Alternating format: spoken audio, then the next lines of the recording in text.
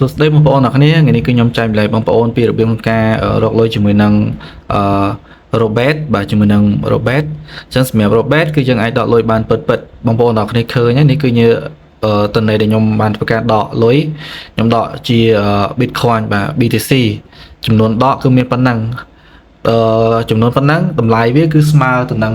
$33បងប្អូននេះបងប្អូនឃើញអានេះជា BTC ខ្ញុំដកជា BTC $33អានេះ$26 $50អញ្ចឹងមួយថ្ងៃយើងរកបានឥឡូវហ្នឹងគឺយើងអាចរកបាន$27 $29វាកាន់តែឡើងទៅឃើញទេ$34 $50ហើយថ្ងៃនេះរៀងបានច្រើនដែរ$33បងប្អូនអរគ្នាហើយបងប្អូនអរគ្នាកុំភ្លេចចុច Subscribe ឬក៏ចុចlike ម្នាក់មួយផងដើម្បីទទួលបានវីដេអូថ្មីបាទ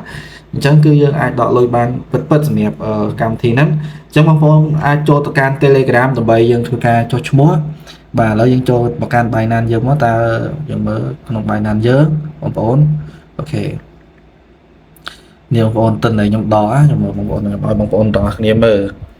បាទនេះគឺខ្ញុំដកចូលទៅកាន់ Binance តាក់ទងនឹងRobet ឥឡូវយើងចូលមើល BTC យើងនេះបាទអញ្ចឹងប៉ុណ្ណឹងវាស្មើបាទខ្ញុំដក2ដងបាទខ្ញុំដក2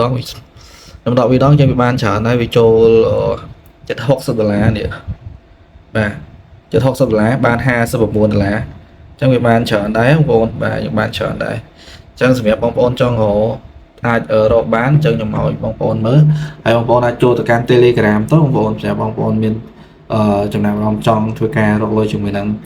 Robet បងប្អូនបាទអញ្ចឹងប៉ុណ្ណឹងបងប្អូននេះបាទអរគុណច្រើន